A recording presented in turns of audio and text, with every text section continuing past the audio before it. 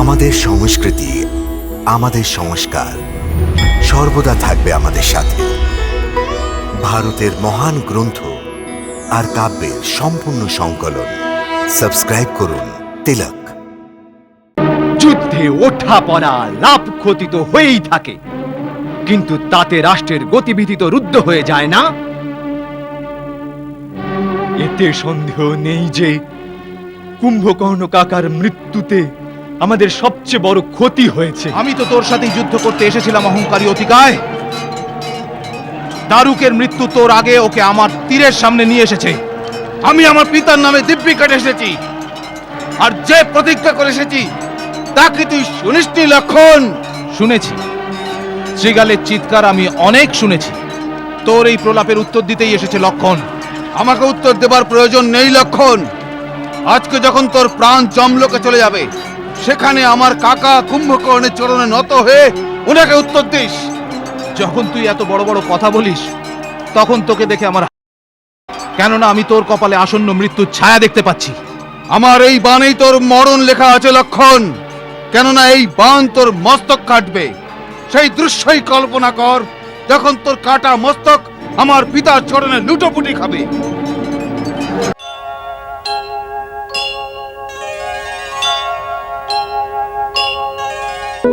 দাদামশাই, আজ প্রথমবার আমার এই কথা মনে হচ্ছে যে একদিন আমি অসুর জাতির পরাক্রমের যে ধারা পৃথিবী, আকাশ, পাতাল 10 দিকে প্রসারিত করেছিলাম, তার শেষ সময় এসে গেছে। অসুর জাতির অস্তিত্ব অনিশ্চিত হয়ে গেছে। না না পিতাশ্রী, ইন্দ্রের বজ্র, বিষ্ণুর সুদর্শন আর শঙ্করের ত্রিশূল অসুরদের অস্তিত্ব মেটাতে পারে না। সেখানে বেচারা রামের বাণ কি করবে? যুদ্ধে ওঠা পড়া, লাভ ক্ষতি তো হয়েই থাকে, কিন্তু তাতে রাষ্ট্রের গতিবিধি তো রুদ্ধ হয়ে যায় না। এতে সন্দেহ নেই যে কুম্ভকর্ণ কাকার মৃত্যুতে আমাদের সবচেয়ে বড় ক্ষতি হয়েছে, কিন্তু বড় থেকে বড় যোদ্ধার মৃত্যুতেও দেশ তো হেরে যায় না। মহারাজ, এক পর্বত ভেঙে গেলে পৃথিবীতে প্রলয় তো নেমে আসে না। ভাই ইন্দ্রজিৎ ঠিকই বলেছে। ঘাত প্রতিঘাত না থাকলে যুদ্ধ কিসের? গভীর থেকে গভীরতর আঘাতও যোদ্ধাদের হাসতে হাসতে সহ্য করতে হয়। বীরদের চোখে অশ্রু নয়, ক্রোধাগ্নি ছড়া উচিত, তাহলেই শত্রুদের বল কমে যায়। আপনি একাই ত্রিলোকেতে ত্রাহি ত্রাহি রব তুলেছিলেন। মেঘগর্জনকারী আপন অমোঘ রথের সবারই হয়ে, ব্রহ্মা থেকে প্রাপ্ত শক্তি ধনুর্বাণ ধারণ করে আর কবচ পরিধান করে আপনি যখন রণভূমিতে যাবেন, তখন রাম লক্ষণের ধনুর্বাণ খড়কুটোর মতো হাওয়ায় উড়ে যাবে। আপনি তো আমাদের আদর্শ পিতাশ্রী, সেই আপনি এই ধরনের নিরুৎসাহীর মতো কথা বলছেন? অতিকায় পুত্র, তুমি পরম সুরবীর, কিন্তু কুম্ভকর্ণ লঙ্কার মূল স্তম্ভ ছিল। কুম্ভকর্ণের মৃত্যুর অর্থ হল লঙ্কার মূলের শক্তিহীন হয়ে পড়া। না পিতাশ্রী, দাদা অতিকায় ও ত্রিশিরার উপস্থিতিতে লঙ্কার একটা ইঁটও নড়বে না। আপনিও শত্রুর ভাষাতেই কথা বলছেন, যেন একলা কুম্ভকর্ণকে মেরে ওই বনবাসী এটা ভেবে ফেলেছে যে উনি লঙ্কা জয় করেছেন। দেবান্তক, দেবান্তক নাম আমার। দেবতাদের শক্তির অন্ত করায় দেবান্তক নাম হয়েছিল আমার। আমি আপনাকে কথা দিচ্ছি পিতা, রাম লক্ষণকে শেষ করে নতুন কীর্তি স্থাপন করব। কাল থেকে আমার নাম রামান্তক হয়ে যাবে। না, মেঘনাদ থাকতে তার ছোট ভাইদের যুদ্ধে যাওয়া ঠিক নয়। পিতাশ্রীর সব চিন্তা আমি একদিনেই দূর করে দেব। দাদা ইন্দ্রজিৎ, আমি আপনার থেকে বয়সে ছোট, কিন্তু বীরত্ব বয়সের অধীন নয়। বীরত্ব আত্মার গুণ, শরীরের নয়। আমাদের চারজনের প্রার্থনা এই, আপনি পিতাশ্রীর কাছে থাকুন। আমরা 4 ভাই, আমি, দেবান্তক, নারান্তক আর ত্রিশিরা আজকেই এই যুদ্ধকে অন্তিম পর্যায়ে পৌঁছে দেবে। আপনি আমাদের সৈন্যবল সমেত শত্রুর উপর আক্রমণ করার আজ্ঞা দিন পিতাশ্রী। রাজকুমার অতিকায় ঠিকই বলেছে মহারাজ। আমাদের বিশ্বাস এই মহাবলী মহাভট্ট মহারথীদের পর কালকে আর যুদ্ধের আবশ্যকতা থাকবে না। অতিকায়, ত্রিশিরা, নরান্তক, দেবান্তক, আজ যুদ্ধ শেষ করেই ফিরবে মহারাজ।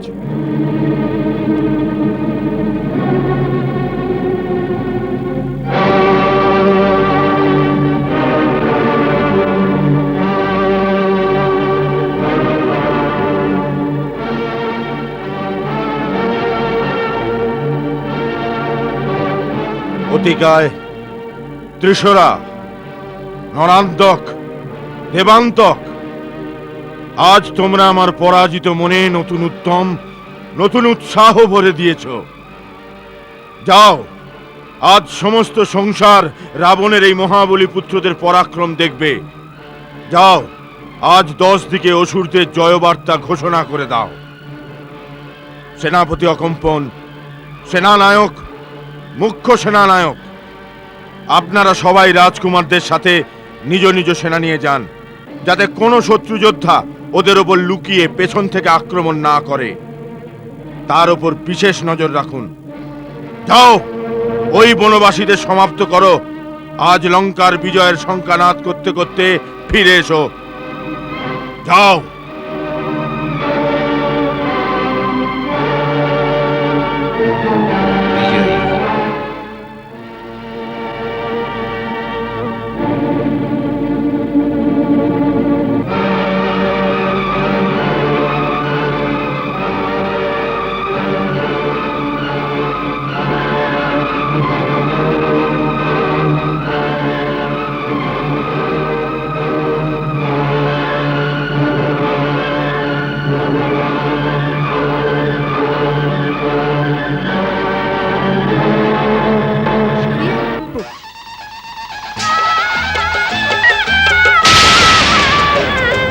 জয় লঙ্কেশ বলে কেউ, হর হর মহাদেবের জয় জয়কার, হর হর মহাদেবের জয় জয়কার। রণভেরীর নাদেতে বের হলো লড়তে 4 জন রাজকুমার, লড়তে 4 জন রাজকুমার। আরে মায়াধারী রাক্ষস বের হয়, মায়াধারী নিয়ে বের হয় অক্ষয় অস্ত্রের সব ভান্ডার। মরতেও মারতে বেরোয়, হয় মৃত্যু মাথায় সব সওয়ার। মরতেও মারতে বেরোয় আর মৃত্যু মাথায় হয় সওয়ার।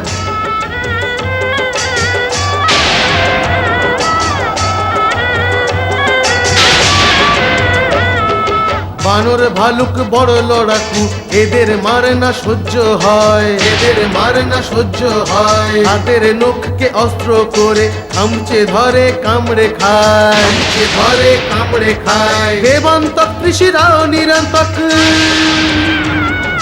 দেবান্তক ত্রিশিরাও নিরন্তক সঙ্গে নিয়ে অতিকায় যে ধায়। রাক্ষস দলার বানর সেনা কেউ কারো চেয়ে কম যে নয়, রাক্ষস দলার বানর সেনা কেউ কারো চেয়ে কম যে নয়। প্রথমে অঙ্গদের সঙ্গে যুদ্ধ কর নারান্তক। এটা লঙ্কার দরবার নয় অঙ্গদ, এখানে যুদ্ধভূমিতে নরান্তক হাজির আছে। এই জন্যই তো বলছি যুদ্ধ কর, যুদ্ধ।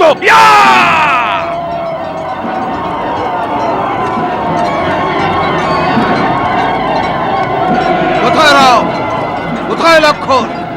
অতিকায়, কীট পতঙ্গ সমান এই তুচ্ছ মর্কটদের মেরে আপন অস্ত্র কলুষিত করতে আসেনি। হে মহিষ, আদেশ করুন বীরবর অসুর কুমার। যাও মহিষ, আমার বার্তা লক্ষণকে শোনাও। কতক্ষণ আর বড় ভাইয়ের ছায়ায় লুকিয়ে থাকবে? ওকে বলো আজ অতিকায় ওকে আহ্বান করছে। যথাজ্ঞা।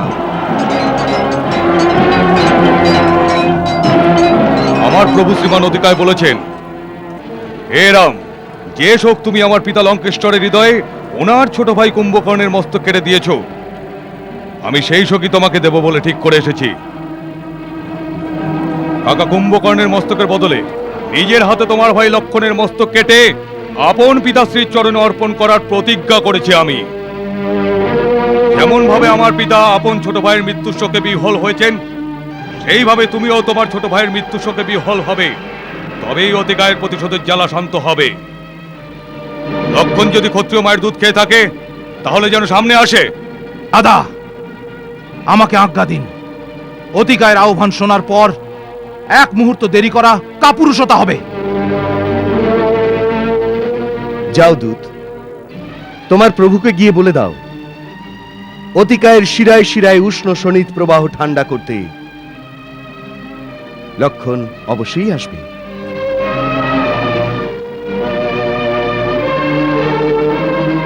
অবধেশ, অতিকায়কে কুম্ভকর্ণের থেকে ছোট ভাববেন না। ও প্রায় ওর সমান। লক্ষণকে যুদ্ধে পাঠাবার আগে একবার চিন্তা ভাবনা করুন। মহাশয়, চিন্তা ভাবনা সভাতেই শোভা দেয়, রণক্ষেত্রে চিন্তা ভাবনা করা কাপুরুষতা। শান্ত হন সৌমিত্র। হে বীরবর, আমি আপনার অন্তরে উত্থিত শৌর্যের জোয়ারকে নিরুৎসাহিত করছি না, কিন্তু সমারঙ্গনের রথই সাগরে ঝাঁপ দেবার পূর্বে তার গভীরতাকে মেপে নেওয়াই শূরবীরে বুদ্ধিমত্তারই লক্ষণ। প্রভু, এই অতিকায় রাবণের আরেক রানী ধন্যমালিনীর পুত্র। ওর প্রচন্ড পরাক্রমকে আপনি চিনতে পারেননি। একবার ক্রোধের আগুনে জ্বলে উঠে অতিকায় আপন বাহুবলে চক্রবাল গিরিকে তুলে ফেলতে উদ্যত হয়েছিল। তখন কৈলাস শিখর থেকে শূলপাণি শঙ্কর আপন অগ্নিমুখ ত্রিশূলের প্রহার করেন। তখন এই ভীম ভয়ঙ্কর অতিকায় তাকে খেলনার মতো হাতে নিয়ে উপহাস করে মহাদেবেরও মান ভঙ্গ করে দিয়েছিল প্রভু।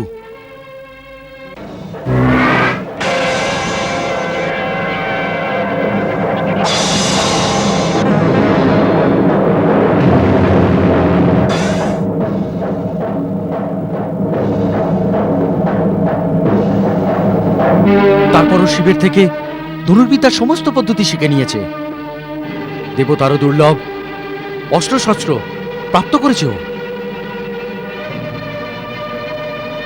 আদিকালে মধু আর কৈটব নামে দুজন ভয়ানক মহাবলী ছিলেন। ইন্দ্রের বজ্র এদের বিচলিত করতে পারেনি। নিজেদের প্রচন্ড পরাক্রমের দ্বারা দেবলোককেও এরা বশে আনে। ওরা দুজনে একবার শিবসাগরে প্রবেশ করে চক্রধারী বৈকুণ্ঠস্বরের উপর আক্রমণ করে দেয়।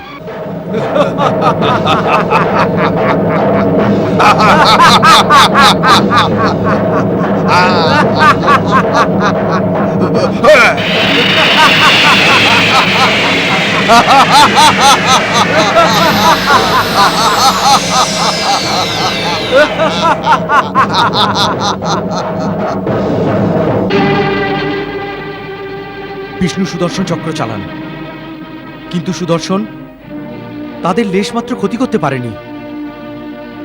অভূতপূর্ব যুদ্ধ হয়েছিল।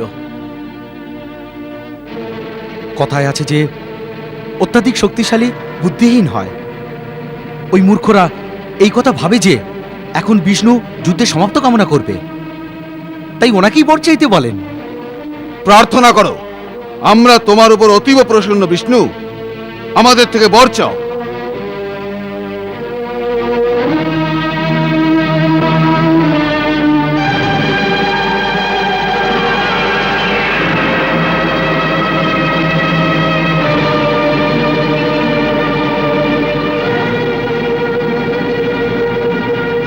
মধু, কৈটব, সৃষ্টির কল্যাণের জন্য আমি তোমাদের কাছে তোমাদের মৃত্যুর উপায় জানতে চাইছি। আপন মরণের উপায় বলে দিয়ে নিজেদের বরদান পূরণ করো। বেশ বললেন মায়াবতী, আমাদেরকে আমাদেরই মায়াজালের ফাঁদে ফেলে আমাদের মানভঙ্গ করে দিলেন। যেমন বীরের নিশানা ব্যর্থ হতে পারে না, তেমনি বীরের বচনও মিথ্যে হতে পারে না। অন্য কোথাও আমাদের মারতে পারবে না, আমরা মরব তোমার জাঙ্ঘার দ্বারা। আপন পরাক্রম দেখাও পরমেশ্বর, আমাদের মৃত্যু প্রাপ্তি ঘটাও।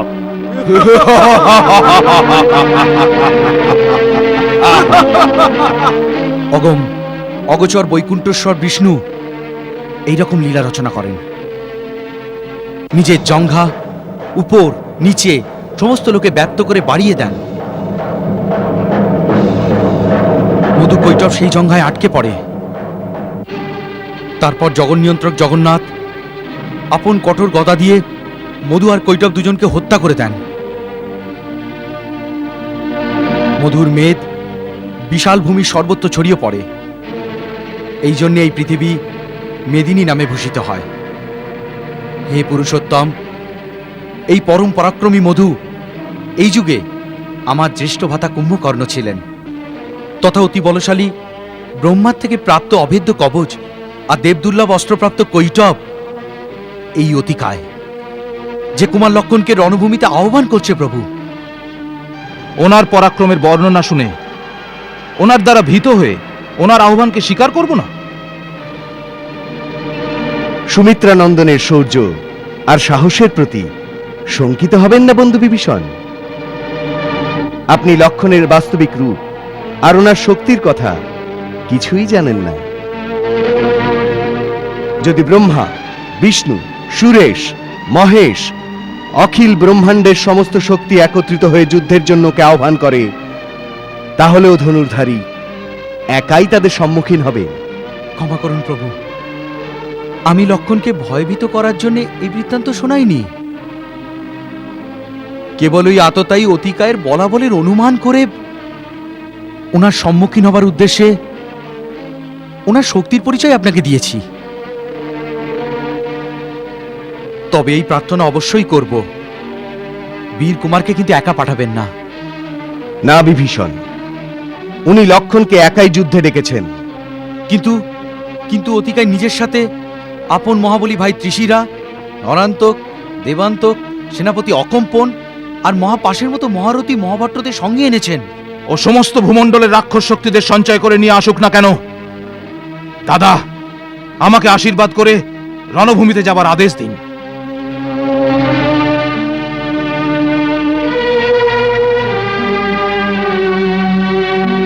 বিজয়ী হোক, রঘুকুলের কীর্তি উজ্জ্বল করো আর্য শ্রেষ্ঠ।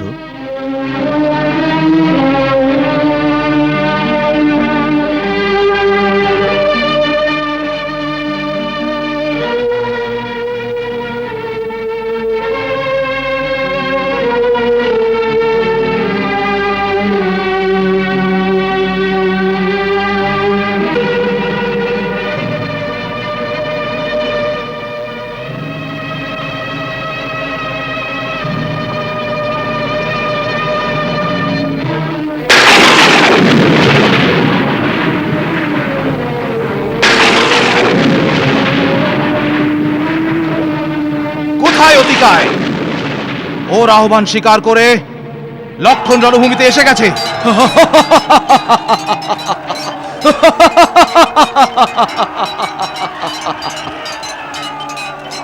তাহলে তুই লক্ষণ, দুধের দাঁত এখনো পড়েনি আর লোহা চিবনোর লালসা করছিস? শত্রানী মায়ের দুধ খাওয়া দাঁতের শক্তি তুই এখনো দেখিসনি। তুই তাহলে অতিকায়? আমার ভাই অতিকায়ের এক হুঙ্কার তোকে তোর মায়ের কোলে লুকিয়ে পড়ার জন্য বিবশ করে দেবে বনবাসী বালক। প্রথমে দারুকের সাথে একটু যুদ্ধ কর। দারুক?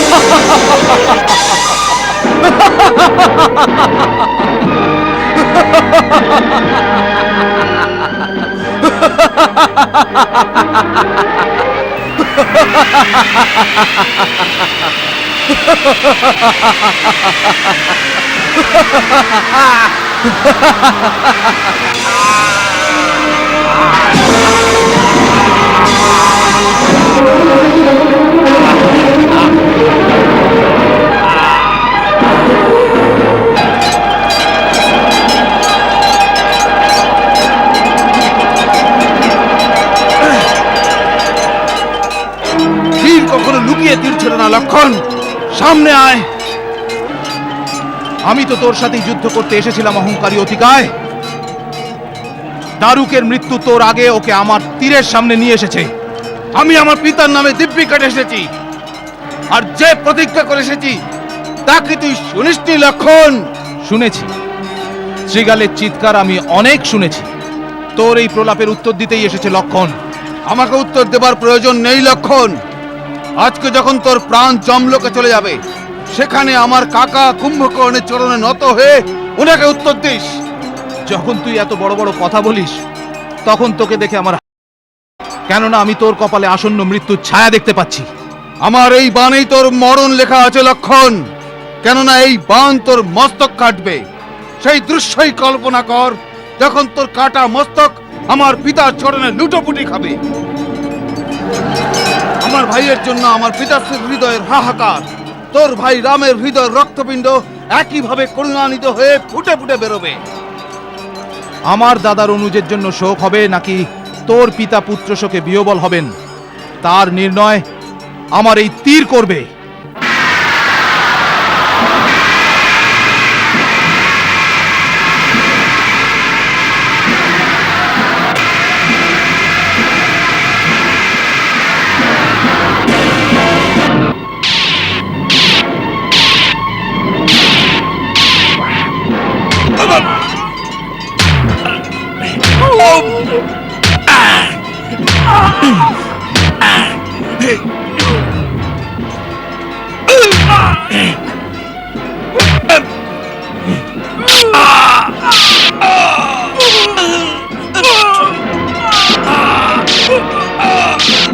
জয় শ্রীরাম।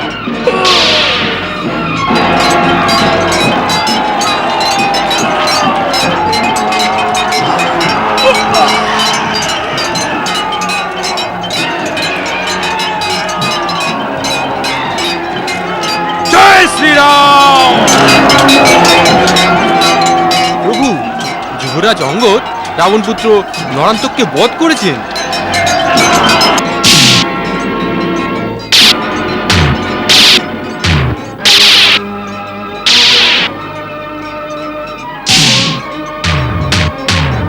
জয় শ্রীরাম।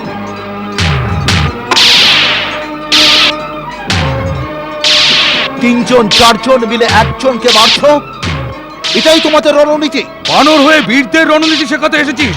এই নে প্রথম আঘাত। এটা দেবতাদের অন্তকারী দেবান্তকের প্রহার। লঙ্কা দখল করতে পারা বানরের হাতও দেখে নে।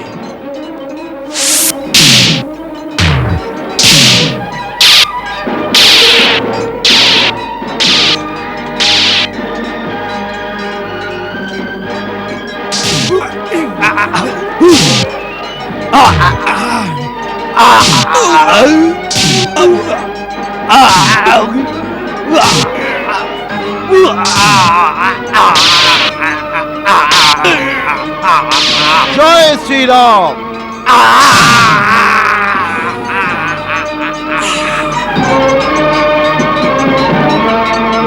পবনপুত্র হনুমান দেবতাদের চরম শত্রু দেবান্তককে বধ করে দিয়েছেন। অঙ্গদ আর হনুমানের যুদ্ধের কথা আমি শুনে নিয়েছি। আমি উৎসুক লক্ষণ আর অতিকায়ের সংগ্রামের পরিণাম জানার জন্য।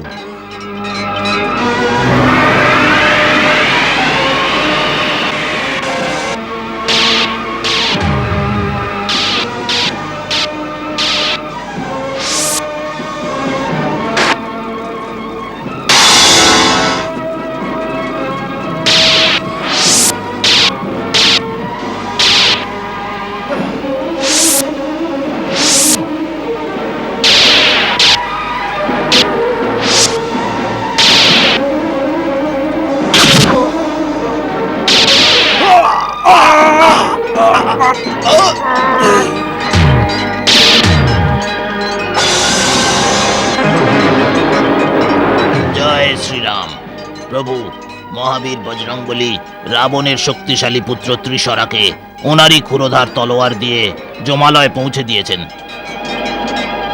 মায়াবী অতিকায় আর লক্ষণের ঘোর যুদ্ধ হচ্ছে ভগবান।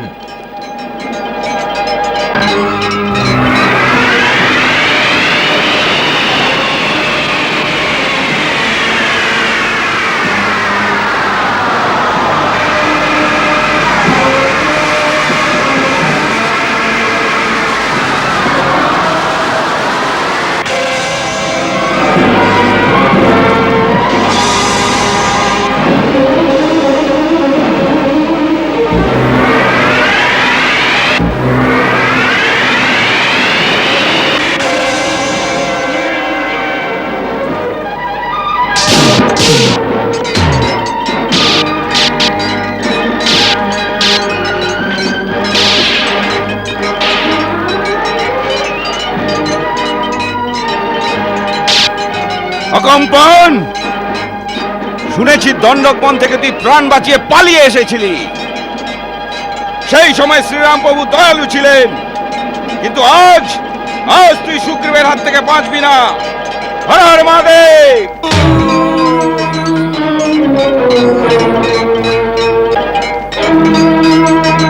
হর হর মহাদেব।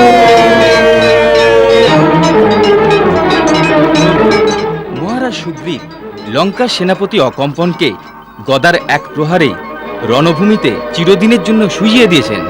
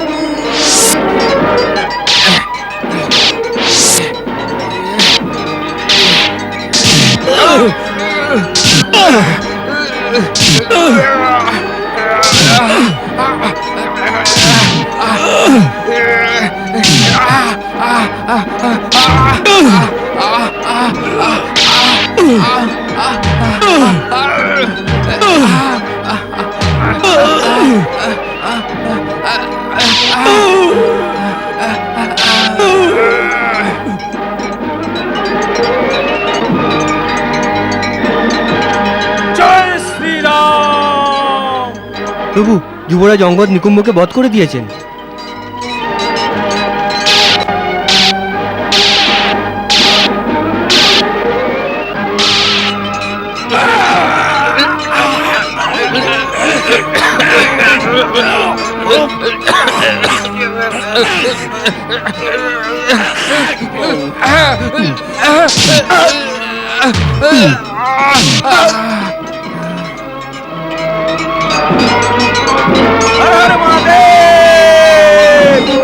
প্রভু, মহারাজ সুগ্রীব মহাবলী কুম্ভকে ধরাশায়ী করে দিয়েছেন।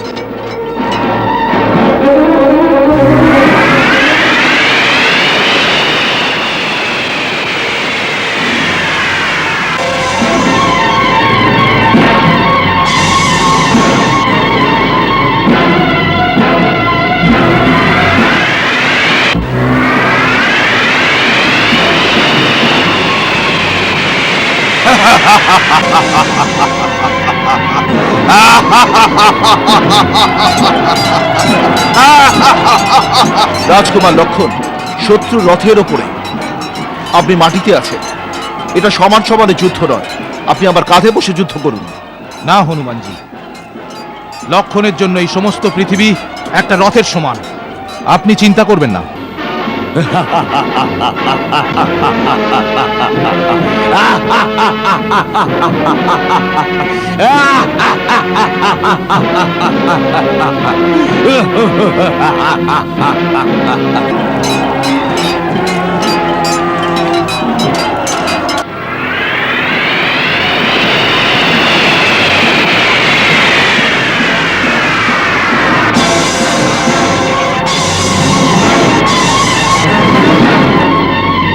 এবার আমার প্রার্থনা স্বীকার করতেই হবে। আমার কাঁধের উপর বসে যান, আমি আপনাকে আকাশে নিয়ে যাব। হনুমানজি, বিলম্ব করো না ভাই, এ মায়াবী সুযোগ পেলে তা থেকে লাভ উঠিয়ে নেয়। নিঃসংকোচে আমার কাঁধের উপর বসে এই মায়াবীর সঙ্গে যুদ্ধ করো। মায়াবী সে অতিকায় উড়ে পৌঁছায় আসমান কোনেতে, নিয়ে যান শ্রী হনুমান।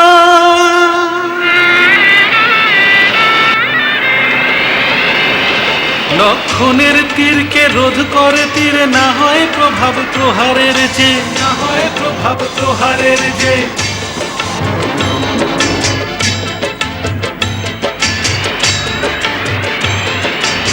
লক্ষণের তীরকে রোধ করে তীরে না হয় প্রভাব প্রহারের যে, না হয় প্রভাব যে হলো রাবণের সুত বীর মহাবলী, তীর মেরে যাবে না হারানো, তীর মেরে যাবে না হারানো। কোনো উপায়ও পাওয়া যায় না তো অতিকায়ের কায়া বিদারণে, অতিকায়ের কায়া বিদারণে।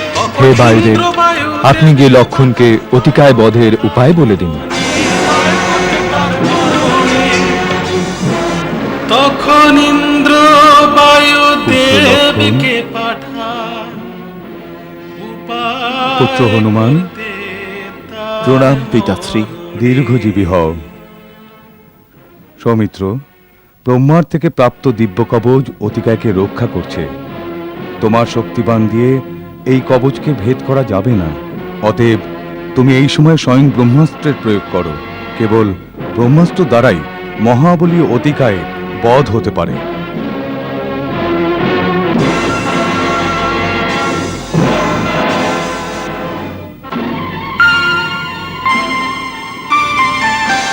ব্রহ্মাস্ত্র করে সংহার,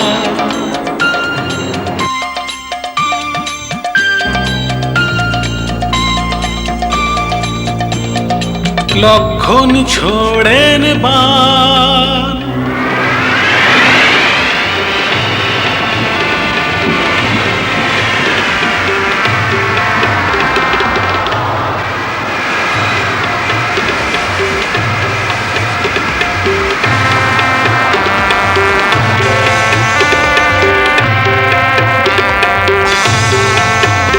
রথের সাথে ধরা এসে পড়ে, অতিকায় ত্যাগ করেন প্রাণ, অতিকায় ত্যাগ করেন প্রাণ।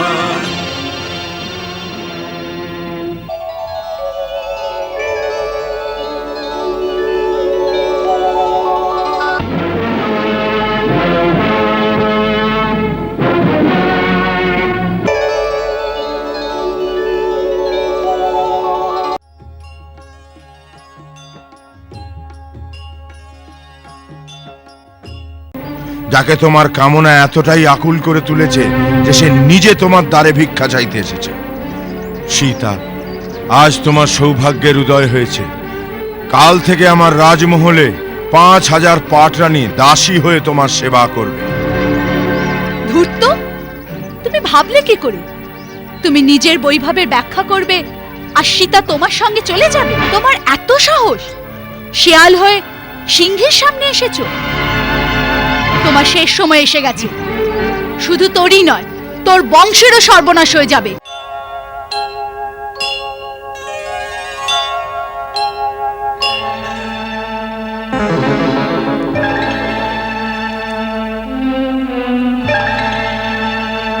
যদি মৃগকে জীবিত ধরতে না পারি তাহলে? তাহলে কি? ওর চর্ম কি সুন্দর, আপনার পুজোতে আসনের কাজে আসবে।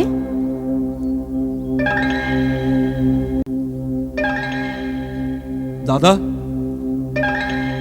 আমার এখনো সন্দেহ আছে, এ কোনো রাক্ষসের মায়া না তো? যদি রাক্ষসী হয় তবে তার শেষ হওয়া আবশ্যক। লক্ষণ, যদি তোমার সন্দেহ সত্যি হয় তাহলে তুমি সাবধানে থেকো আর সীতাকেও রক্ষা করো। আমি জানকের ইচ্ছে পূর্ণ করার জন্য ওই সোনার হরিণের উদ্দেশ্যে যাচ্ছি। জীবিত অথবা মৃত ওই হরিণ নিয়ে শীঘ্রই ফিরে আসবো। সাবধান লক্ষণ, বনে অনেক রাক্ষস ঘুরে বেড়ায়। কোনো পরিস্থিতিতেই সীতাকে একলা ছেড়ো না। যথা আদেশ দাদা।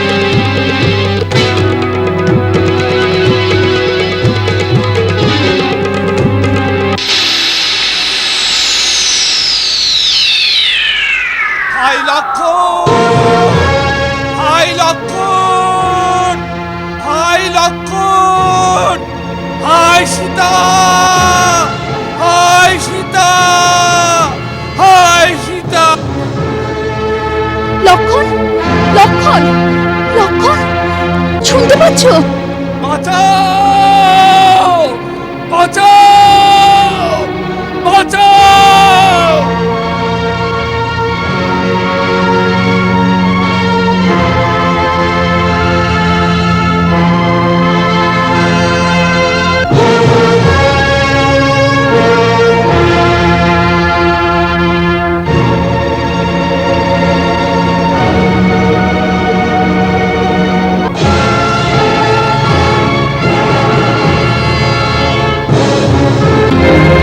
তোমার দাদা বড় আকুল স্বরে তোমায় ডাকছেন। অবশ্যই উনি কোনো বিপদে পড়ে থাকবেন। ওনার কণ্ঠস্বর কত করুণ মনে হচ্ছে। বোধহয় রাক্ষসগণ ওনাকে ঘিরে ফেলেছে। লক্ষণ, লক্ষণ, তুমি শোনোনি ওনার চিৎকার?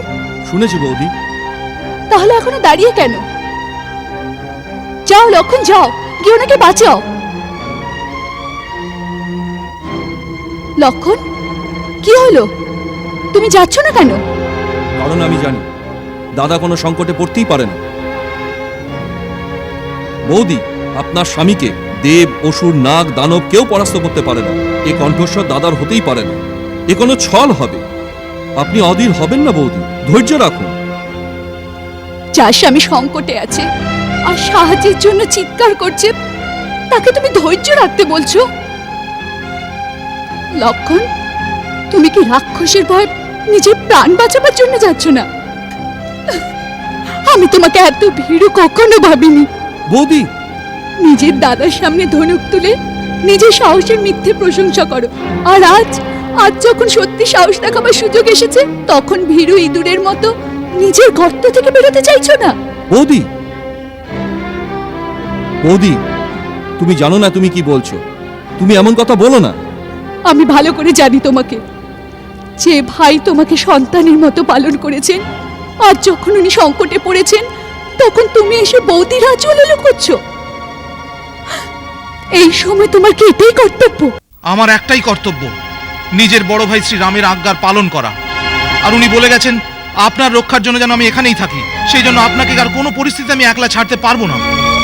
আমার রক্ষা, যার জন্য সমস্ত সুখ আহ্লাদ ত্যাগ করে এই বনে থাকতে এসেছি, যাকে ছেড়ে এক পলও বেঁচে থাকতে পারি না, তিনি যখন আজকে সংকটে পড়েছেন, তখন আমায় রক্ষা করে কি লাভ? লক্ষণ, যদি ওর কিছু হয়ে যায়, তাহলে আমি এক মুহূর্তও বাঁচবো না। তখন আমার মৃত শরীর রক্ষা করে পালন করতে থেকো দাদার আজ্ঞা।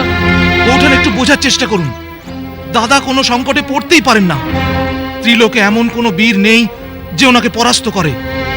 আমি আমি আমি জানি না কোন দুর্ভাগ্যবশে আপনার বুদ্ধি লোপ পাচ্ছে। যার স্বামীর প্রাণ সংকটে আছে, সেই নারীর কাছে এর থেকে বড় দুর্ভাগ্য কি হতে পারে? আজ তুমি জেদে নেমে এসেছো। জেদি তুমি বরাবরই ছিলে, কিন্তু নিজের ভীরুতার জন্য আমাকে অবজ্ঞা করবে এ আমি কোনোদিন আশা করিনি। ওঠান, আপনি আমাকে কাপুরুষ বলবেন না। ভীরু নাও, তাহলে আমার আজ্ঞা পালন করো। ওঠান, আপনি জেদ করবেন না। কিছু কিছু একটা অনর্থ হয়ে যাবে। তুমি না গেলে অমঙ্গল হয়ে যাবে। লক্ষণ, বৃথা সময় নষ্ট করো না। ঠিক আছে, তুমি না গেলে এই ধনুকবাণ আমাকে দিয়ে দাও। সব আর্যশ্রী স্বামীকে রক্ষা করতে ভালোভাবেই জানি। দাও। ধনুকবাণও দিতে পারবে না? ঠিক আছে, আমি এমনি যাচ্ছি, তুমি এখানেই থাকো। ওঠান, আমায় এতটা বিবশ করবেন না। কথা না বলে কর্ম করো, কর্ম। বেশ, আপনার আজ্ঞা পালন করার জন্য আজ প্রথমবার লক্ষণ নিজের প্রভু শ্রী রামের আজ্ঞার উল্লঙ্ঘন করছে। আপনি কুটিরে চলে যান।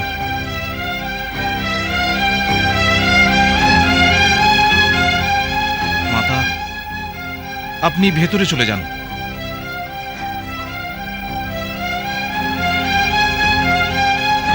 দাদা, আমাকে ক্ষমা করো।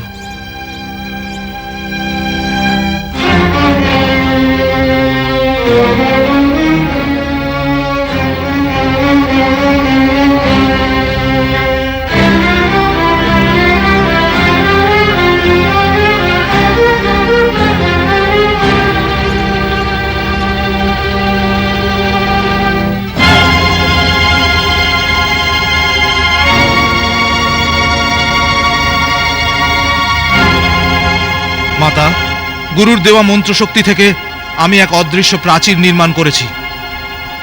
যে এই লক্ষণ রেখা পার করে ভেতরে আসার দুঃসাহস দেখাবে সে জ্বলে ভস্ম হয়ে যাবে। সেই জন্য মাতা, আপনাকে আমার মিনতি, যে কোনো পরিস্থিতিতে প্রভু রামের আসা পর্যন্ত নিজের পা এই রেখার বাইরে রাখবেন না।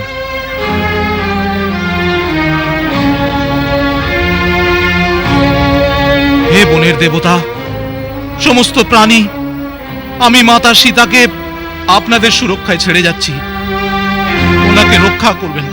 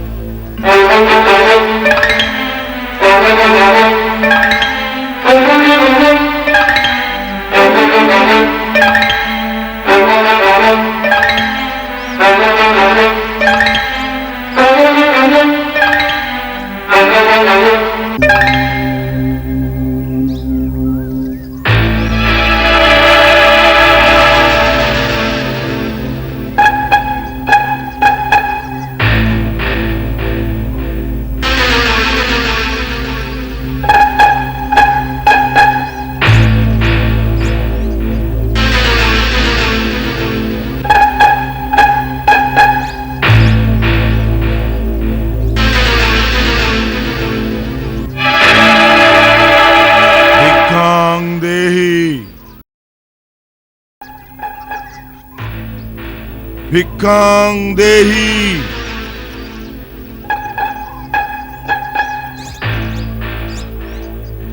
ভিক্ষাং দেহি।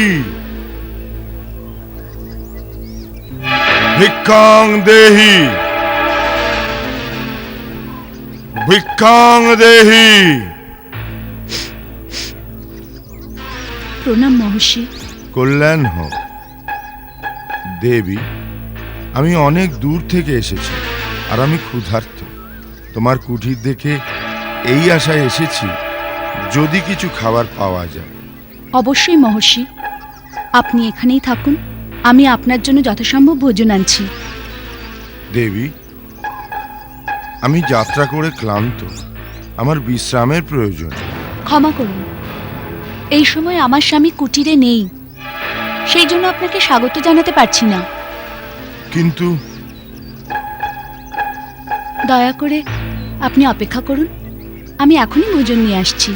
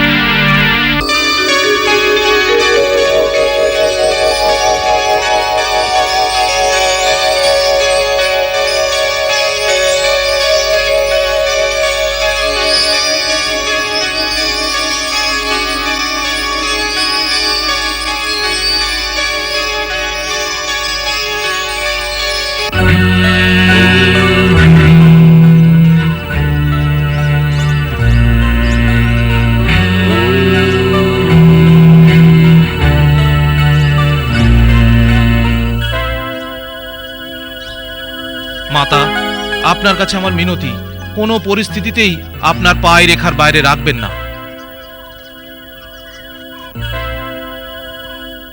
মুনিবর, আমি আপনার জন্য ভোজন এনেছি, গ্রহণ করুন।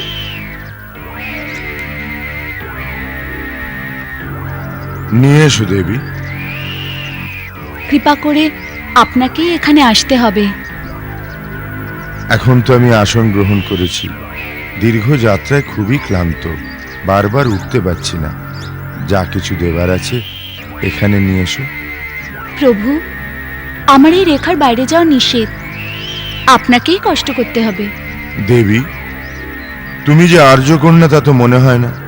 দ্বারে আসা অতিথি ভগবানের আরেক রূপ, আর তুমি আমাকে অপমান করছো। না না অতিথি দেবতা, আমার ওখানে না যাবার কারণ আপনাকে অপমান করা নয়। আসলে আমার দেবর আমার সুরক্ষার জন্য এক সীমারেখা টেনে গেছেন, আর নিজের শপথ দিয়ে বলে গেছেন, মর্যাদার সীমা ত্যাগ করে বাইরে যেও না। সেই জন্যই আমি বাইরে আসতে পারছি না। কৃপা করে আপনি আমাকে ভুল বুঝবেন না। ব্যাস, অনেক হয়েছে। তুমি বারবার আমাকে অপমান করছো। প্রথমে আমাকে কুটিরের ভেতর যেতে নিষেধ করেছো, আর এখন দূর থেকে খাবার দিচ্ছ।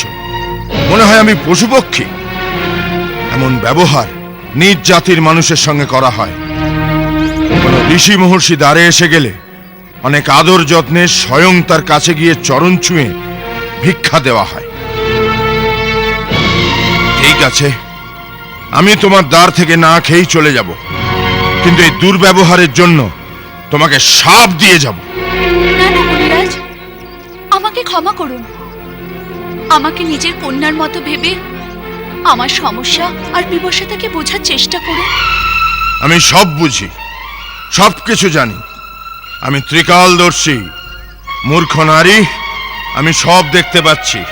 তোমার স্বামী এই সময় এক স্বর্ণমৃগের শিকারে বনে বনে ঘুরে বেড়াচ্ছে। ওই সোনার হরিণ নিজের শিং দিয়ে তোমার স্বামীকে একবার আঘাত করেছে, তবুও তোমার স্বামী তার পিছনে ঘুরে বেড়াচ্ছে। সাপ দিচ্ছি, ওই স্বর্ণমৃগ নিজের তীক্ষ্ণ শিং দিয়ে তোমার স্বামীকে। না না, শাপ দেবেন না। আমি এখনই আসছি। আপনি আর আমার স্বামীকে শাপ দেবেন না। আমাকে দয়া করুন, আমার ভুল হয়ে গেছে। আমি আপনার শক্তি বুঝতে পারিনি। আমাকে কৃপা করুন প্রভু। ঠিক আছে কন্যা, আমি তোমাকে ক্ষমা করলাম। তোমার মতো সুন্দর নারীর চোখের জল আমি দেখতে পারি না।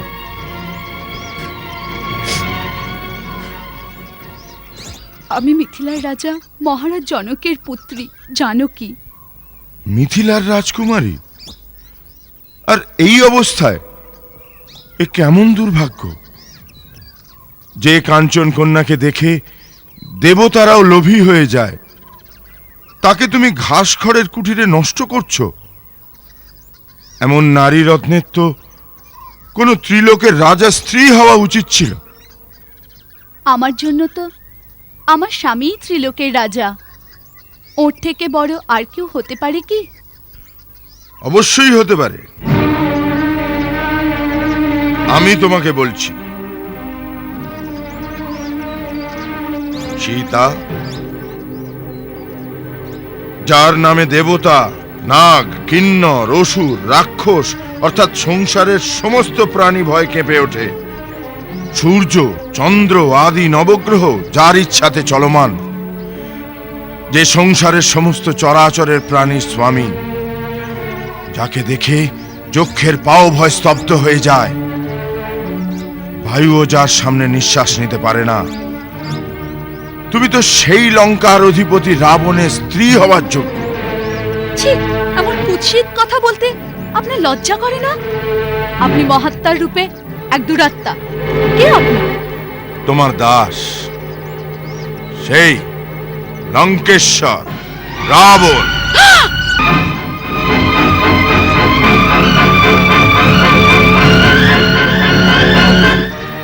হ্যাঁ, রাবণ, যাকে তোমার কামনা এতটাই আকুল করে তুলেছে যে সে নিজে তোমার দ্বারে ভিক্ষা চাইতে এসেছে। সীতা, আজ তোমার সৌভাগ্যের উদয় হয়েছে। কাল থেকে আমার রাজমহলে 5000 পাটরানী দাসী হয়ে তোমার সেবা করবে। ধূর্ত, তুমি ভাবলে কি করে? তুমি নিজের বৈভবের ব্যাখ্যা করবে আর সীতা তোমার সঙ্গে চলে যাবে? তুমি এখনই এখান থেকে চলে যাও, না হলে আমার স্বামী এক বাণেই তোমায় তোমার লঙ্কার সাথে জ্বালিয়ে ভস্ম করে দেবে। তুমি যে স্বামীর গর্ব করছো সে তো এই পৃথিবীর সামান্য এক মানুষ মাত্র। আমি যে রাক্ষসদের রাজা, তারা এই মানুষদের ফলমূলের মতো নিজের আহার ভাবে। তুমি আমাদের শক্তি জানো না। জানি। খর আর দূষণ তোমারই ভাই ছিল না, যাদের রঘুবর অহং আগুনে শেষ করে দিয়েছেন? তোমার এত সাহস, শিয়াল হয়ে সিংহের সামনে এসেছো? তোমার শেষ সময় এসে গেছে। প্রাণের মায়া থাকলে এখনো সময় আছে, চলে যাও এখান থেকে। আমাকে এমন অপমান করার সাহস আজ পর্যন্ত কেউ করেনি। এর পরিণাম তুমি জানো? আর এক পতিব্রতা স্ত্রীর ওপর এমন কুদৃষ্টি দেওয়া দুঃসাহস পর্যন্ত কেউ করেনি। এর পরিণাম কি জানো? শুধু তোরই নয়, তোর বংশেরও সর্বনাশ হয়ে যাবে। মূর্খ, সরে যা আমার সামনে থেকে। আবার তুমি ওই গণ্ডির মধ্যে ফিরতে চাও? স্ত্রী একবার নিজের মর্যাদার সীমা পেরিয়ে গেলে সেখানে আবার ফিরে যাওয়া অসম্ভব হয়ে যায়। সীতা, আর তোমাকে রাবণের হাত থেকে কেউ বাঁচাতে পারবে না। তাই কোনো কথা না বলে আমার সঙ্গে চলো।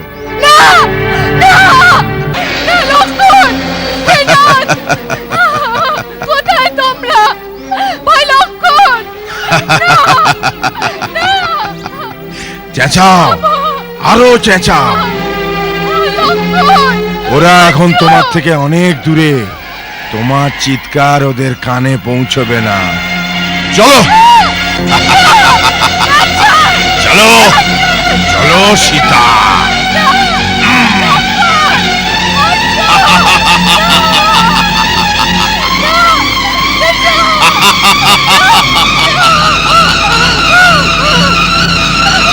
রাবণের হাত থেকে তোমাকে কেউ বাঁচাতে পারবে না সীতা।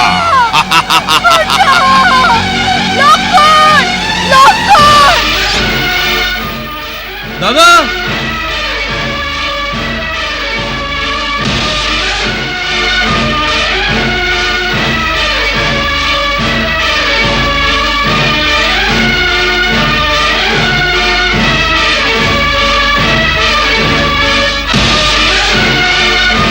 দাদা,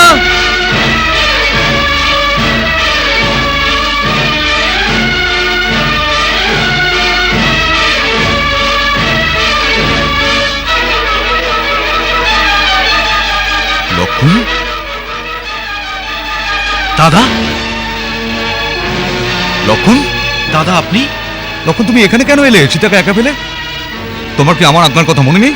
আমাকে ক্ষমা করুন দাদা, আপনার ডাক শুনে বৌঠান আমাকে জোর করে এখানে পাঠিয়ে দিলেন। যখন আমি অস্বীকার করলাম তখন উনি এমন কথা সব বলতে লাগলেন, আমাকে বাধ্য হয়ে এখানে চলে আসতে হলো। না না, ঠিক হলো না ভাই। তোমার অনুমানই সত্যি হলো। বিগরূপে ওই মারিচ রাক্ষস ছিল। মরতে মরতে ও যখন আমার গলা নকল করে তোমাকে সহায়তার জন্য ডাকলো, তো তখনই আমি বুঝতে পারলাম যে আমাদের সঙ্গে ছল করা হয়েছে। সীতা অবশ্যই কোনো বিপদের মধ্যে পড়েছে। মনে হচ্ছে ওকে আশ্রমে আমরা পাবো না। না দাদা, এমন কথা বলবেন না, বৌঠান ওখানেই আছেন। ঈশ্বর করুন তাই যেন হয়। চলো লক্ষণ।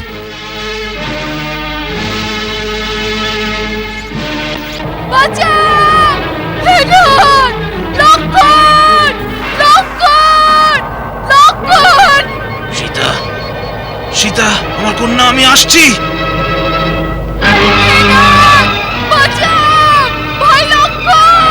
থামো, থামো রাবণ।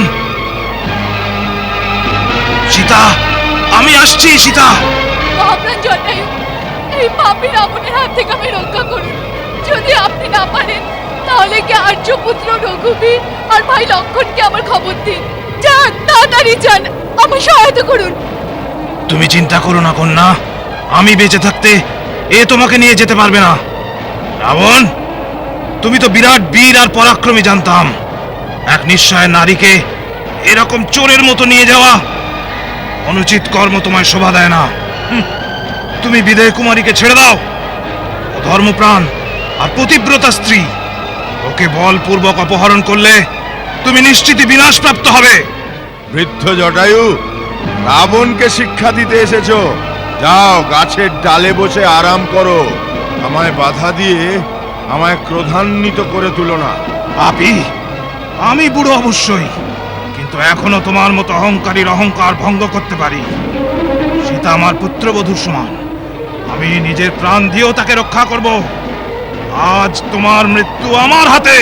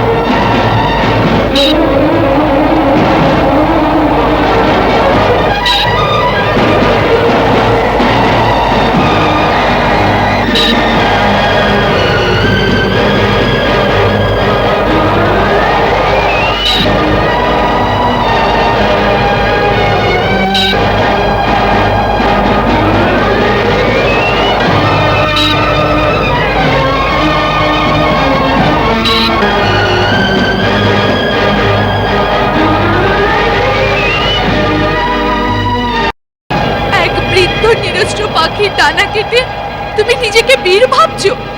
তোমার লজ্জা হওয়া উচিত।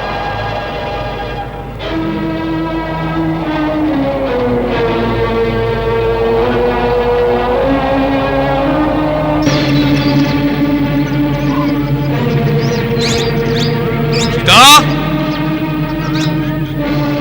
বৌঠান, বৌঠান, বৌঠান, বৌঠান, বৌঠান। লক্ষণ, সীতা তো ভেতরে নেই। মনে হয় নদীর দিকে গেছেন। কিন্তু ও তো একলা কখনো যায় না। হতে পারে উদ্যানে ফুল তুলতে গেছেন। ঠিক আছে, তুমি নদীর দিকটা দেখো, আমি উদ্যানটা দেখছি।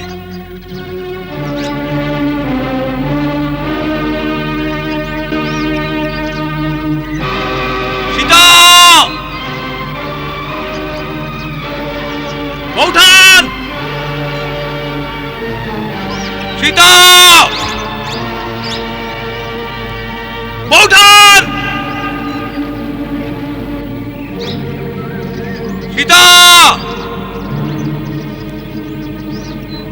বৌঠান, সীতা,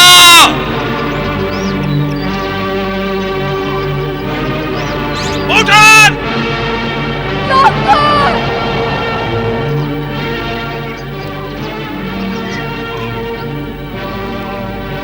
সীতা, সীতা, সীতা। দাদা, বৌঠান নদীর ধারে নেই। আমি আশঙ্কা করছিলাম লক্ষণ, কিছু একটা অঘটন ঘটেছে।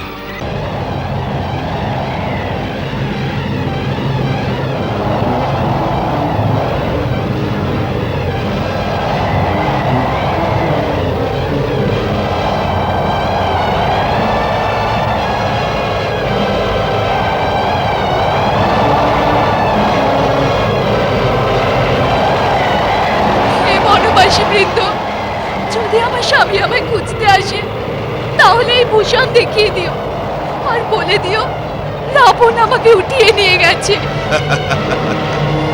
এতে কোনো লাভ হবে না।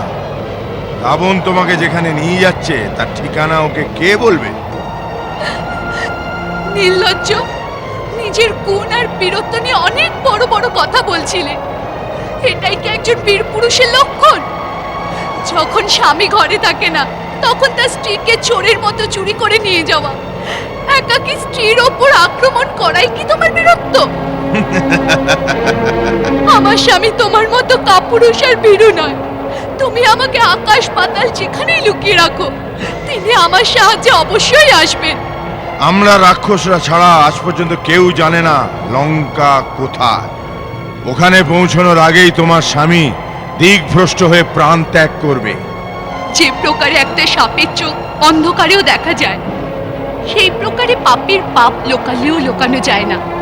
বৃক্ষের পাতা, পর্বতের পাথর আর বায়ুর তরঙ্গ, প্রকৃতির প্রতিটা কণা আমার রঘুবরকে তোমার পাপ মহলে রাস্তা দেখাবে। আর সীতা যেখানে থাকবে তার স্বামী অবশ্যই সেখানে পৌঁছবেন, এ আমার পূর্ণ বিশ্বাস। দেখা যাবে। সীতা!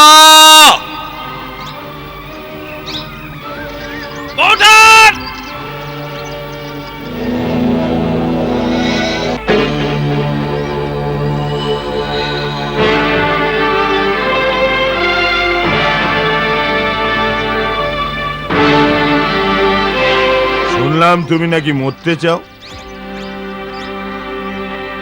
কিন্তু তোমার প্রাণ নেবার জন্য যমদূত কেন, স্বয়ং যমরাজও আমার আজ্ঞা ছাড়া এখানে আসতে পারবে না।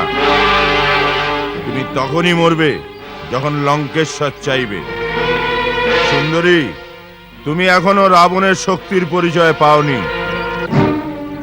যে শক্তির তুমি অহংকার করে চলেছ, ওই শক্তিরা তোমার পাপকর্মের জন্য কলঙ্কিত আর ভ্রষ্ট হয়ে গেছে। শুধু শক্তি নয়, এমনকি ওই শক্তির বরদানকারী ব্রহ্মা আর শিবকেও তোমার পাপ কলঙ্কিত করে দিয়েছে। মনে রেখো, যখন শক্তি ভ্রষ্ট হয়, দেবতারা কলঙ্কিত হন, তখন সেই শক্তিতে বল থাকে না। সত্য নিঃসঙ্গ হলেও ভ্রষ্ট শক্তির পর্যাপ্ত সেনারাও তার সামনে পরাজিত হয়ে যায়। তুমি এখনো কেবল দেবতাদেরই পরাস্ত করেছো, কোনো পবিত্র পতিব্রতা নারীর সত্যনিষ্ঠার পরিচয় পাওনি তুমি।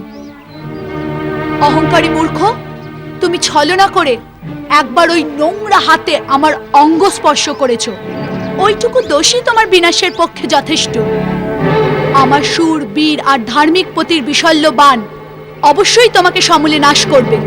নিজের রাজ্য থেকে বিতাড়িত হয়ে বনে বনে ঘুরতে থাকা ওই বনবাসী ভিক্ষুকের আশা ছেড়ে দাও। এক অবুঝ বালিকার মতো ওই ভিখারির স্বপ্ন দেখা ভুলে যাও, যা কখনোই সত্যি হবে না। স্বপ্ন দেখো লঙ্কার সম্রাজ্ঞী হবার, যা সত্যি করে তুলতে শুধু তোমাকে হ্যাঁ বলতে হবে। ত্রিভুবনের সুন্দরীরা আপন হৃদয়ে এই স্বপ্ন সাজিয়ে বসে আছে, কিন্তু তুমি কত ভাগ্যশালী সীতা, যে স্বয়ং ত্রিলোক বিজয়ী রাবণ তোমার সামনে প্রেমের ভিক্ষাপাত্র নিয়ে দাঁড়িয়ে আছে। যে শির ত্রিভুবনে কখনো কারো সামনে নত হয় না, তা আজ তোমার সামনে নত হয়েছে।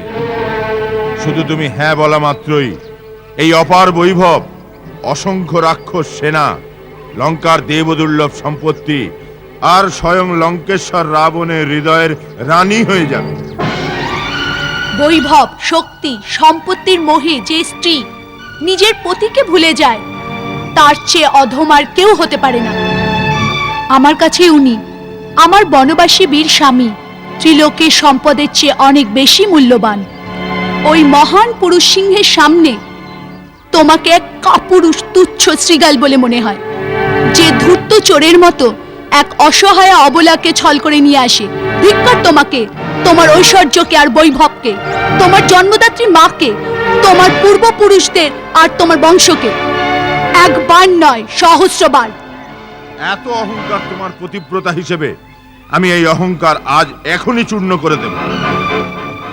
তোমার সৌন্দর্য আপন কাম মানে আমায় বিদীর্ণ করে দিয়েছিল। এজন্য প্রকৃত প্রেমিকের মতো আমি তোমার কাছে প্রেমের ভিক্ষা চাইছিলাম, কিন্তু তুমি এই সম্মানের যোগ্য নও। লঙ্কায় লঙ্কাপতির ইচ্ছা যদি কেউ স্বেচ্ছায় পূর্ণ না করে, তাহলে লঙ্কাপতি স্বয়ং নিজ বলে আপন ইচ্ছা পূর্ণ করতে জানে। আজ তোমায় আমি লঙ্কাপতির পত্নী হওয়ার সৌভাগ্য অবশ্যই প্রদান করব। ওঠো, চলো আমার সঙ্গে। সাবধান পাপিষ্ঠ, এই প্রাচীরকে পার করার সাহস দেখিও না। বাহ, রাবণের প্রচন্ড আবেগকে এক তৃণের প্রাচীর দিয়ে রোখার চেষ্টা করছো। ঘাসের এক চিলতে অস্ত্র বানিয়ে ত্রিভুবনজয়ী রাবণের সাথে যুদ্ধ করবে? সুন্দরী, কামদেব ফুলের বাণে পুরুষের হৃদয় ভেদ করেন। তুমি এক তৃণের বাণে রাবণকে বধ করতে চাও? তুমি সত্যি কথা বলছো রাবণ। এ শুধু তৃণ নয়, এ এক ধর্মপরায়ণ স্ত্রী শীলতা আর সত্যের অগ্নিবাণ। এই সীতা সতীত্বের এক দুর্ভেদ্য প্রাচীর। এক সতী আর পরপুরুষের মাঝে একটা তৃণই যথেষ্ট। যদি আমি মন প্রাণ আর সততা দিয়ে আমার স্বামীকে সত্যিই ভালোবেসে থাকি, তবে নারী ধর্মের মূর্তিমতী দেবী মাতা অনুসূয়া এই তৃণরেখা পার করলেই যেন এ পাপী ভস্ম হয়ে যায়। কি সুন্দর নাটক। সীতা, এই ছেলে খেলা ছাড়ো আর নিজে উঠে আমার সাথে চলো, না হলে তোমার চুলের মুঠি ধরে আমি তোমার টানতে টানতে নিয়ে যাব। চলো। সাবধান রাবণ, নল কুবেরের অভিসম্পাতের কথা স্মরণ করো। সাবধান।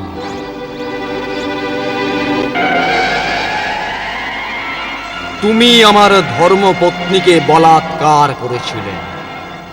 আমি শাপ দিচ্ছি, যদি তুমি কোনো পরস্ত্রীর সাথে তার ইচ্ছার বিরুদ্ধে শ্লীলতা হানি ঘটাও, তোমার শির 7 টুকরো হয়ে যাবে।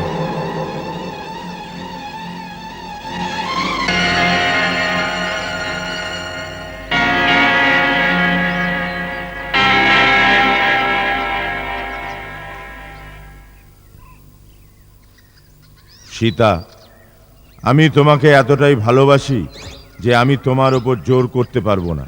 আর যাকে লঙ্কার সম্রাজ্ঞী করা হবে তাকে অসংখ্য দাস দাসীর সামনে অসম্মানও করতে পারি না। আজ নয়তো কাল তোমাকে আমার কথা মানতেই হবে। তাই আজ আমি তোমায় ছেড়ে দিলাম, আর 1 বছর সময় দিলাম। স্বয়ং প্রসন্ন মনে আমার অন্তঃপুরে চলে এসো, না হলে আমার পাচকেরা সকালের খাবার তৈরি করতে তোমার সুন্দর শরীরটাকে টুকরো টুকরো করে দেবে। তোমরা সীতাকে সাবধানে রক্ষা করো। কোন পুরুষ বা নারী আমার আদেশ ছাড়া যেন সীতার সঙ্গে দেখা করতে না পারে। একে মণি মাণিক্য স্বর্ণবস্ত্র আভূষণ যখন যা চাইবে তাই দিয়ে দেবে, এটা আমার আদেশ। সীতা তোমাদের ভাবী মহারানী, তাই কেউ যদি জেনে বা না জেনে সীতাকে অপ্রিয় কথা শোনায়, তাহলে ধরে নেব তার প্রাণের মায়া নেই।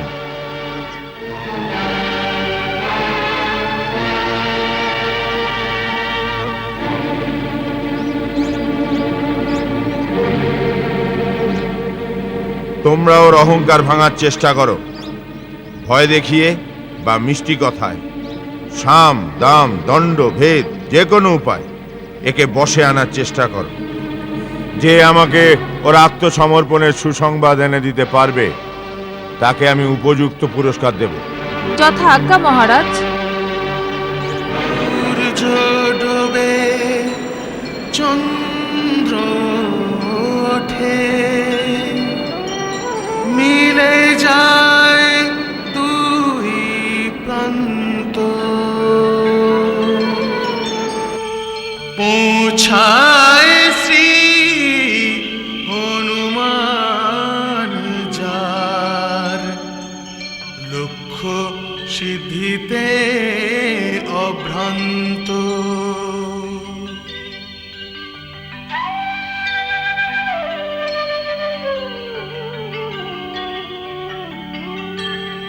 তনু দুর্বল সন্তপ্ত মন, করে যে রামের নাম,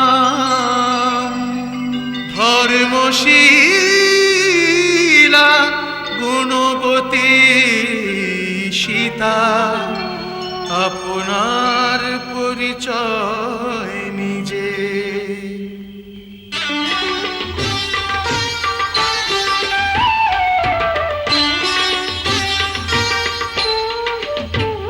চরিত্রে যে চূড়ামণি দানশীলা নারী বনে বিরাজে।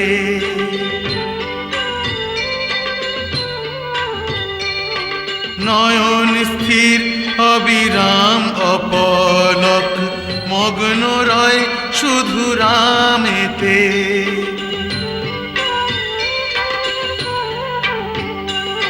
মৃত্যু প্রায় তবু প্রাণ না যায় নাম প্রভুর শুধু মুখেতে।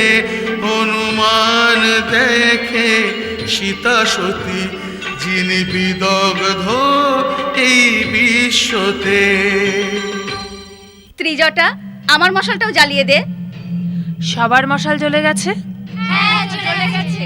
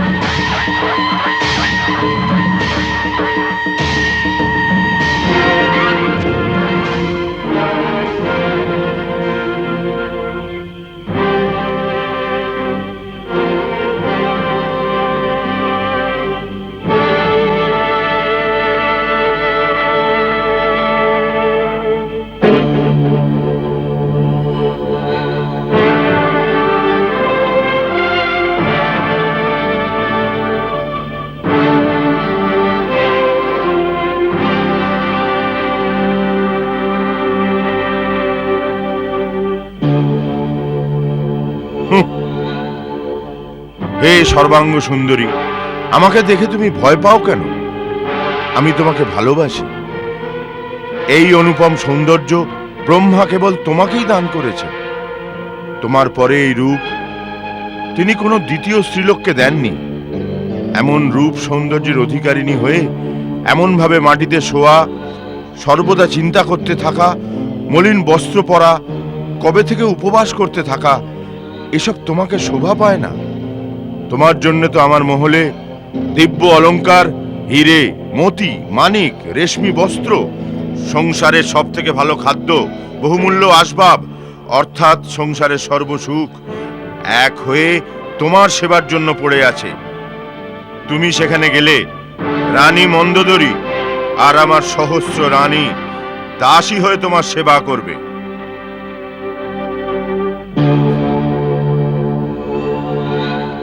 ত্রিলোকে এমন সুখ কোন নারীর ভাগ্যে হবে না।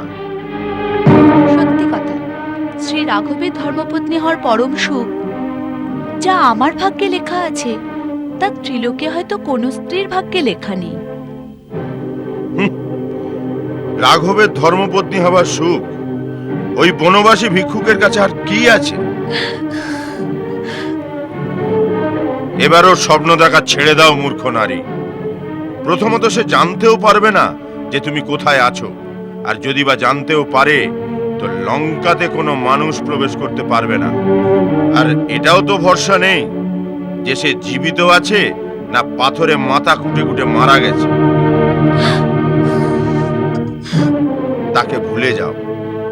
একবার আমার দিকে দেখো ত্রিভুবন সুন্দরী, শুধু একবার। যে কোনো নারীকে ছলে বলে হরণ করা, তাকে বলপূর্বক নিজের পত্নী করা এ রাক্ষসদের স্বধর্ম। তবু আমি তোমাকে ততদিন স্পর্শ করব না যতদিন না তুমি নিজে আমার প্রেমকে স্বীকার করে নিজেই আমার বাহুডোরে ধরা দেবে। রাবণ, জোনাকির আলোতে সরোবরে পদ্ম ফুল ফোটে না। মনে রেখো, যে প্রকার সূর্য থেকে তার রশ্মি আলাদা হতে পারে না, সেই প্রকার রামের থেকে আমিও অভিন্ন। যে প্রকার এক পাপী পুরুষ সিদ্ধি লাভের জন্য পূজার অধিকার পায় না, সেই প্রকার তুমিও আমার অর্চনার যোগ্য নও। আমি এক পতিব্রতা, আমি বড় বংশে জন্মেছি, এক পবিত্র বংশে আমার সম্বন্ধ হয়েছে। আমার দ্বারা কোনো নিন্দনীয় কাজ করা সম্ভব নয়। তুমি আমায় পাওয়ার আশা করো না, না হলে এই পাপের আগুনে তুমি স্বর্ণলঙ্কা সমেত ভস্ম হয়ে যাবে। তোমার শ্রী রামের শক্তির কোনো আন্দাজ নেই। ওনার ধনুকের আওয়াজ মাত্রই লঙ্কা সমুদ্রের গর্ভে বিলীন হয়ে যাবে। শুধু তোমার পাপের জন্য সমস্ত রাক্ষসকুল ধ্বংস হয়ে যাবে। অনেক হয়েছে দাঁড়ে দাঁড়ে ঘুরে বেড়ানো বনবাসীর শক্তির বর্ণনা। সীতা, আমি ভালোবেসে তোমার সঙ্গে ভালো কথা বলছি, তার জন্য আমাকে খুব নরম ভেবে আমার শক্তির আন্দাজ করো না। প্রকুটি যদি করি তো সূর্য চন্দ্র ভয়ে ভীত হয়ে নিজের নিজের জায়গায় কাঁপতে কাঁপতে দাঁড়িয়ে থাকে। আমার গর্জন শুনে হিমালয় থরথর করে কাঁপে। সমুদ্র আকাশ পাতালে থাকা সবাই, দেব দানব যক্ষ গন্ধর্ব কিন্নর নাগ অসুর এমনকি নবগ্রহ আমার আদেশের প্রতীক্ষায় হাত জোড় করে দাঁড়িয়ে থাকে। যদি এতই তোমার বীরত্বের গর্ব, তাহলে সেদিন আমার স্বামী ও দেবরকে আশ্রম থেকে দূরে পাঠানোর ষড়যন্ত্র করতে না, আর ওনাদের চলে যাওয়ার পর আমাকে হরণ করতে না। যদি ওরা ওই সময় ওখানে থাকতো, তাহলে ওই মুহূর্তেই তুমি অপকর্মের ফল পেতে এবং পৃথিবী থেকে তোমার মতো এক পাপীর বোঝা কমত। তুমি জানতে যুদ্ধে ওদের হারানো অসম্ভব ছিল। যেমন এক কুকুর সিংহের সামনে আসতে ভয় পায়, সেরকম তুমিও ওদের উপস্থিতিতে আমাদের কুটিরে পা রাখতে না। সীতা, তুমি যে অপমানজনক কথা বললে তার একটাই শাস্তি, আমার এই চন্দ্রহাস খড়গ দিয়ে তোমার মাথা কেটে নেওয়া। মৃত্যুর হাত থেকে তোমাকে একটাই কাজ বাঁচাতে পারে, নিজের ইচ্ছে আমার কাছে চলে এসো। তোমাকেও শুধু একটা ব্যাপারই বাঁচাতে পারে পাপী। এখনই শ্রীরাম প্রভুর চরণে যাও। উনি ভীষণ দয়ালু পুরুষ, স্মরণে আসা মানুষের সমস্ত দোষ ক্ষমা করে দেন। আমাকে ভক্তি ও শ্রদ্ধার সাথে আমার প্রভুর কাছে পৌঁছে দাও, না হলে পুরো লঙ্কা ধ্বংস হয়ে যাবে, তোমার রাক্ষসকুল সমূলে বিনাশ হবে। এই নগরীতে কেবল ভূত বিরাজ করবে। সীতা, নিজের মৃত্যুকে ডেকে এনো না। যদি আমার মৃত্যুই আসে, তাহলে তো আমার সমস্ত দুঃখই ঘুচে যাবে। হে চন্দ্রহাসখারা, তুমি যদি শিবের বরদান হও, তাহলে তোমাকে এই ভগবানের দিব্যি, এই পাপী থেকে আমি রক্ষা করো। আমার মাথা কেটে আমার পতিব্রতার ধর্ম বাঁচাও, যার থেকে ভগবান শঙ্করও টের পায় যে এমন কোন কুপাত্র পরশ্রী কাতর পাপী পুরুষকে শক্তি দেওয়ার পরিণাম কি? ঠিক আছে, তবে মরো।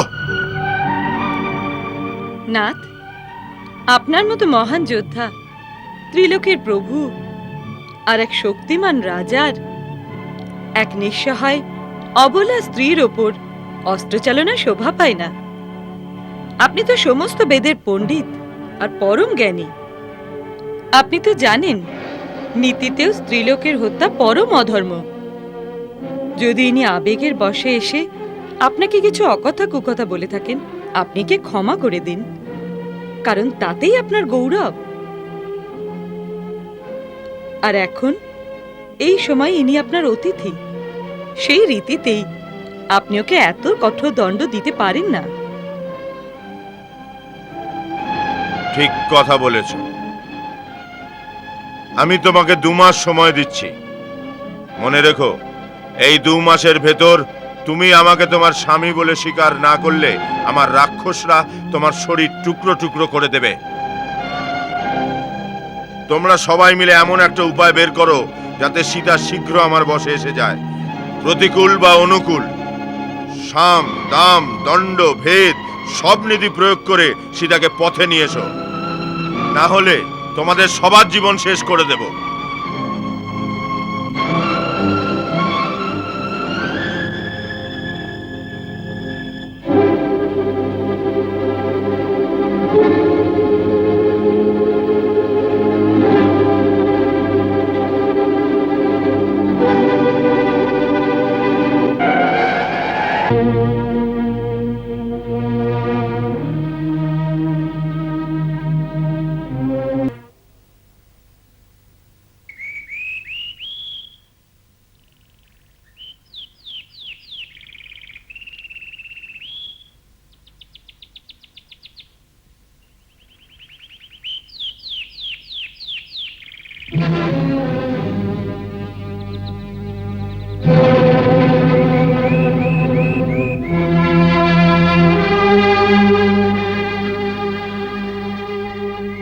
সীতা, আমি আজকে তোমাকে একটা শুভ সংবাদ শোনাতে এসেছি।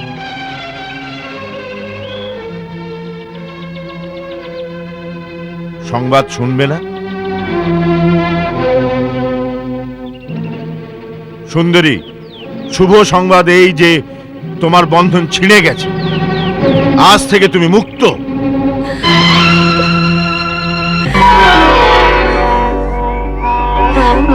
সত্যি তুমি আমাকে মুক্ত করে আমাকে আমার স্বামীর কাছে পাঠিয়ে দিচ্ছ? না, আমার পরিহাস করছো। আরে কিসের পতি? ওটাই তো বন্ধন ছিল যার থেকে তুমি মুক্ত হয়ে গেলে। সীতা, সুন্দরী, যতক্ষণ পতি জীবিত ছিল তোমার উপর পতিব্রতার বন্ধন ছিল, আমি সেটাই শেষ করে দিয়েছি। এখন না রইল পতি, না রইল পতির ওপর ধর্মের বন্ধন। এখন তুমি ওই ধর্ম বন্ধন থেকে মুক্ত। এখন আমাদের মিলনের ক্ষেত্রে আর কোনো বাধা নেই যা তোমাকে লঙ্কেশ্বরের মহারানী হতে বাধা দেবে। এই খুশিতে আমি তোমার জন্য এক অদ্ভুত মূল্যবান উপহার নিয়ে এসেছি।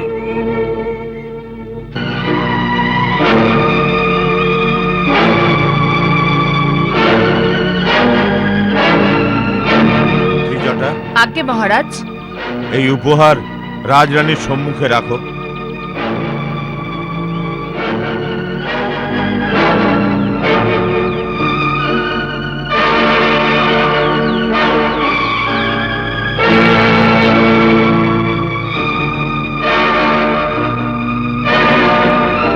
এর ওপরের আবরণ উঠিয়ে নাও।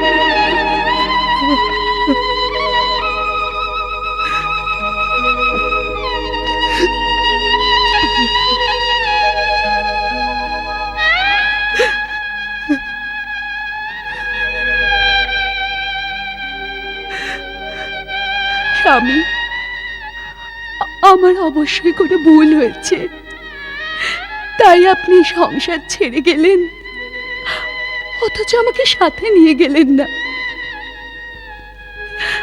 আপনি যেখানেই যেতেন আমাকে বলে আমাকে সাথে নিয়ে যেতেন, তাহলে এবার আপনি তা কেন করলেন না প্রাণেশ্বর? আপনি তো জানেন আপনাকে ছাড়া আমার এই সংসারে কোনো অস্তিত্বই থাকতে পারে না। এক দুরাচারীর ছলনায় পড়ে গিয়ে এখনো কেমন করে জীবিত আছি।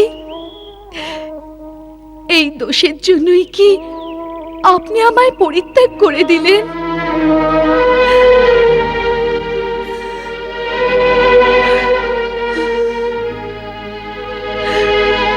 পাপী, তোর জন্যই আমার পতির সাথে আমার বিচ্ছেদ হয়েছে। এই পাপের দণ্ড সবার সামনে আমার প্রতি আপন হাতে তোকে দিত, এই দৃশ্য আমার নিজের চোখে দেখা হলো না। কিন্তু আমাকে আমার পতির থেকে আলাদা করার মতো পাপের দণ্ড তোর অবশ্যই মিলবে। এটা আমার শাপ। সুন্দরী, এটা শাপ দেওয়ার সময় নয়, এখন তো তোমার আমার মিলনের সময় এসে গেছে।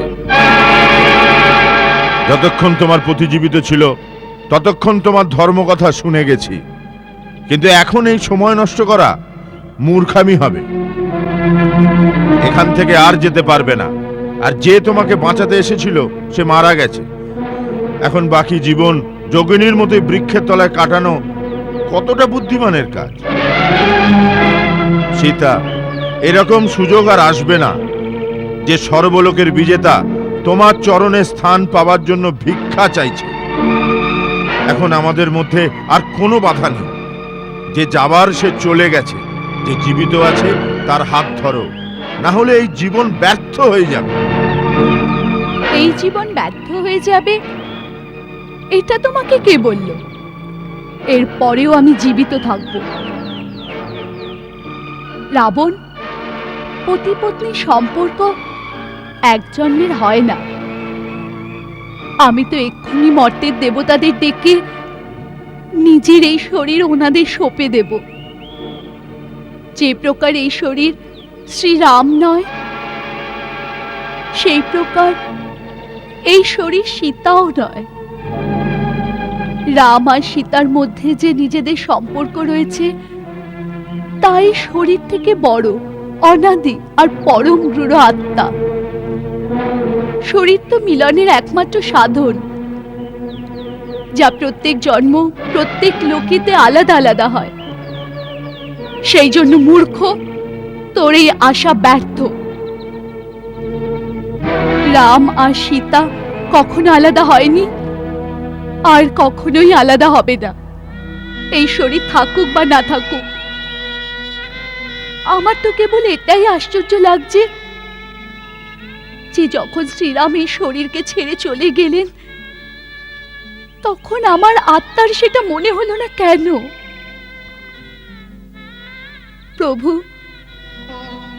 আমার দৃষ্টি তো সর্বদা আপনার চরণ কমলকে এক প্রহরীর মতো দেখাশোনা করে।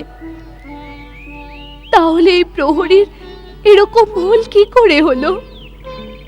প্রভু, আমাকে ক্ষমা করে দিন, আমাকে ক্ষমা করে দিন প্রভু, ক্ষমা করে দিন। মহারাজের জয় হোক। কি হয়েছে? ক্ষমা করুন মহারাজ, যুবরাজ ইন্দ্রজিৎ আর আপনার মন্ত্রিমণ্ডলীর অন্য সদস্য কোনো বিশেষ মন্ত্রণার জন্য আপনার প্রতীক্ষা করছে। করতে দাও। যুবরাজ ইন্দ্রজিৎ বলেছেন বিষয় অত্যন্ত গম্ভীর আর গুরুত্বপূর্ণ। আপনি দয়া করে তাড়াতাড়ি চলুন।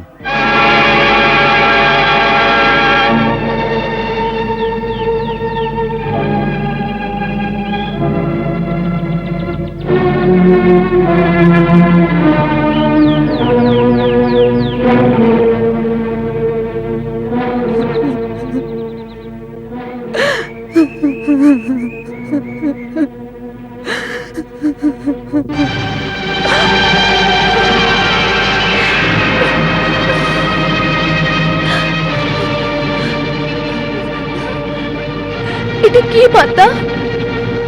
এটা কি রহস্য? পুত্রী, এ তো মায়াবী শির, রামের শির নয়। এটা তো একটা রাবণের রচিত মায়া ছিল। মহারাজের সামনে আমি তোমাকে বলতে পারিনি, কিন্তু তোমার প্রতি কুশলেই আছেন। সত্যি? হ্যাঁ পুত্রী, ও সত্যি লঙ্কায় পৌঁছে গেছে। শোনা যাচ্ছে উনি এমন আশ্চর্য কাজ করেছেন যা আজ পর্যন্ত এই ধরিত্রীতে কেউ করেনি।